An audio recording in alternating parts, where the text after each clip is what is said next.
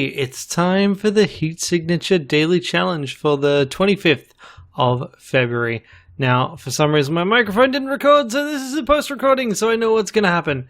But the key things to remember today is we have a steal mission. We got a tough X-Glitcher supplier. X-Glitcher is quite useful here.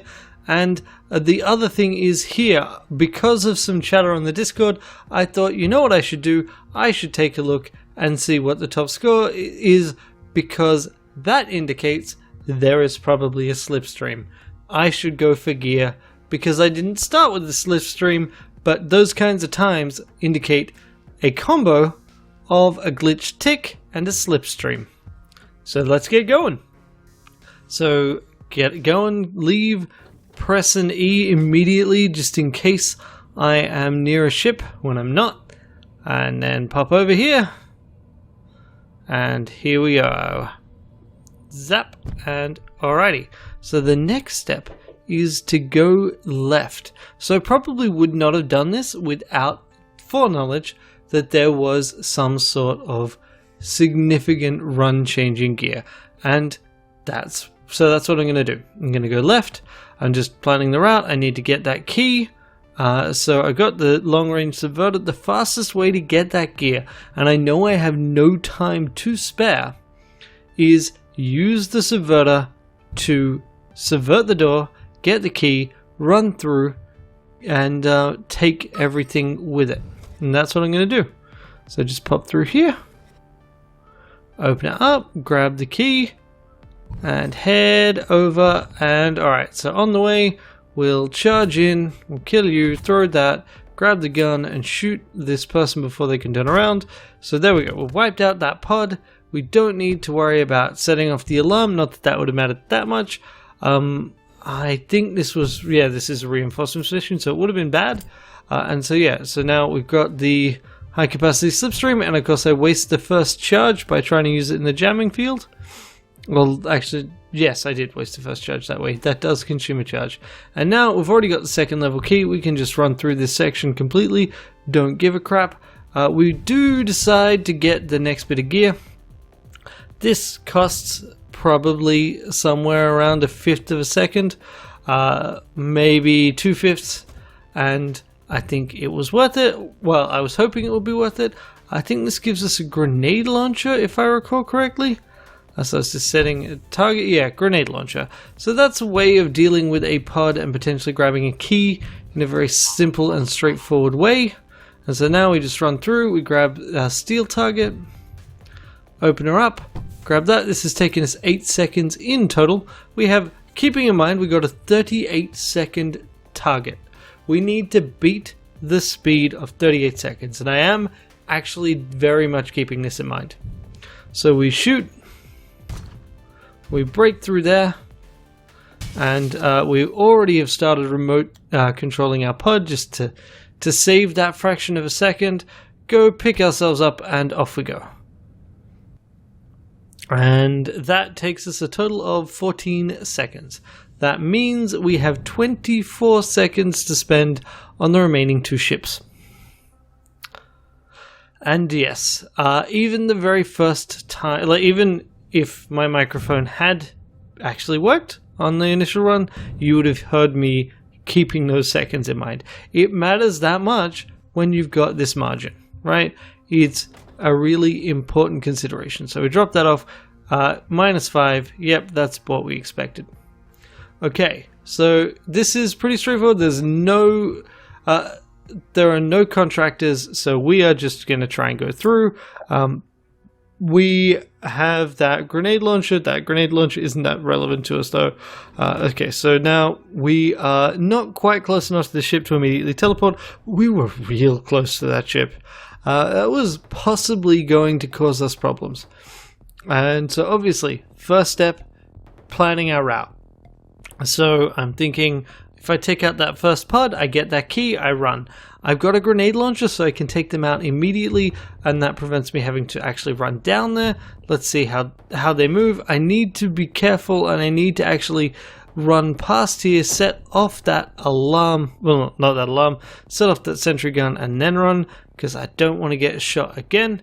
And there we go, we target that and we get going over here, and I'm like, well, actually this is going to take longer than I needed to land, but I actually have to have that hit all of them, or at least enough to get the key. So that gets me the key.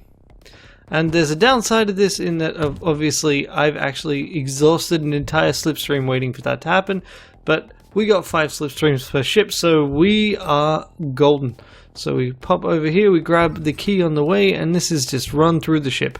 Doesn't matter. Nothing matters other than getting through this ship. So we are trying to work out, I'm trying to work out whether I should get that top key or the bottom key, and there are 2 guards over here with stuff. And it's like, well, since I'm going to go right past them anyway, and I've got spare slipstreams, I should take their shit. Because that is super good for us. So that's what we're going to do. We're just going to run in. We are going to... I was thinking of trying to use a grenade launcher, but that's not going to happen. So we just reuse the slipstream to boost our speed, and we shoot both of them. The reason why I went with shooting is I wanted to ensure that there was not enough time for that shield to come up, because that would have been awful. So we get a swapper, and we get a crash beam when the timer comes back. And, you know, that's really good. Our last ship is far more likely to have contractors, and the crash beam is more useful than a gun. So we drop the gun, and we leave down the bottom. So I mess up slightly here.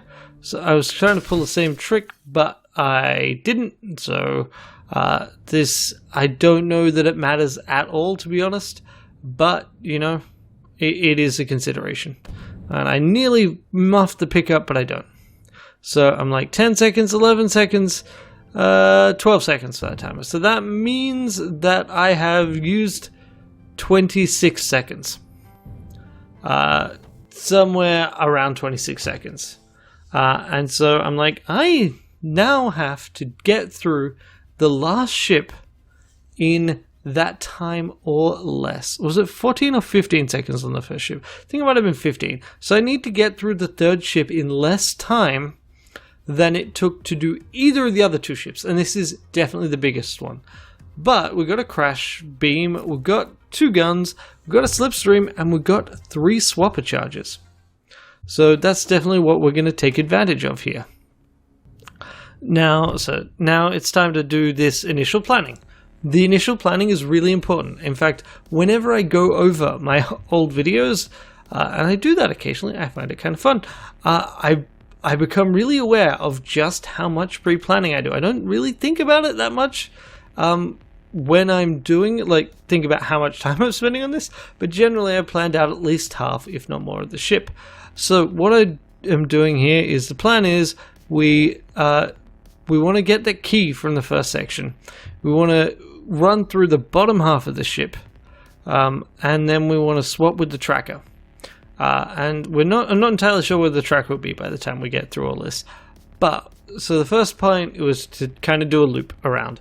But actually I've got the swapper, so I can cut this short. And one thing I messed up here is I forgot about X glitcher. My glitch radius is way bigger than I was thinking. I could have just done that from the pod, and it doesn't matter that much.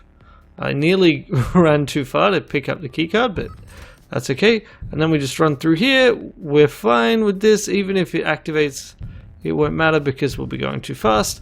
We grab the key while we're going through here, and then we want to go down. But here I'm going north rather than south as I grab that, because I don't want to hit the door. It shouldn't have mattered, actually. In retrospect, I could have just fired off another slipstream, but I didn't want to, you know, have the confusion or anything. And so now we're running down around here, grabbing the key on the way through, and yeah. So the next step is to use the next swap up the top. And because we've got 2 swaps left, one has to be used on the tracker. I do not want to get shot by the tracker. That would be an awful way to lose this. But if I can swap with that guy right there, then I can skip running through effectively 3 rooms. And that is good. Good for me. So there we go. We swap, we steal, we reactivate the slipstream, and we run down. We got the key card. We just want to run through, Now here we just need to try and swap with the tracker as quickly as we can. We do not want to risk any sort of direct contact with the tracker and their line of sight, because that would really suck. And here we go. We're closer than I would like, but far enough away. It doesn't matter. And now the tracker is no longer relevant. So we go over here, we steal, we go up top, we go through, and we shoot the glass. Why do I shoot the glass and not run through the glass? Because it is marginally simpler and less likely to be messed up. And now we run through here. I actually deliberately let myself cut through the light because it's only a tiny fraction of time, and it makes the pickup slightly simpler. And off we go. And there we go. We took 3 seconds on that ship. 6 seconds to get away. No time to arrive. 3 seconds on the ship.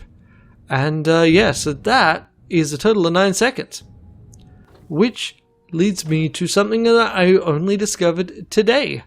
If you take less than 10 seconds on a ship, there is no penalty. 0. Null poing. You do not lose anything. So this gives me a total score of 490. I'm not sure anyone has ever legitimately gotten a score of 490 on a speed daily or better. So I'm super proud of that, and I talk about this a fair bit. So I mean, in theory, that means that it is possible in the right combination of items. If you start with the glitch stick, a lethal weapon, and a speed daily, and a slipstream, you could potentially get a score of 599 on a speed daily. It's kind of funny that the difference is either it'll be 599, or if you mess up, either 495 or like 490. Like, there's a huge gulf between the maximum possible score and the second highest possible score, but it's there. That is theoretically possible. Really difficult, because you need to spend less than 3 seconds basically on any given ship. Doesn't seem likely, and it would require the RNG to be perfect for that one run. And I just don't see it really happening, but who knows? Stranger things. I mean, no one ever actually assumed it would be possible to get a perfect score in, like a 599 score in a heat signature daily at all. I don't think it is actually humanly possible to get a 600 score, just because it's really hard to cut down that time leaving. I think you can't get better than 5 or 6 seconds, so, you know. But yeah, that is the daily for today. I know I've been pretty slack with these lately, but I hope you're enjoying them, and I'll see you next time. Bye!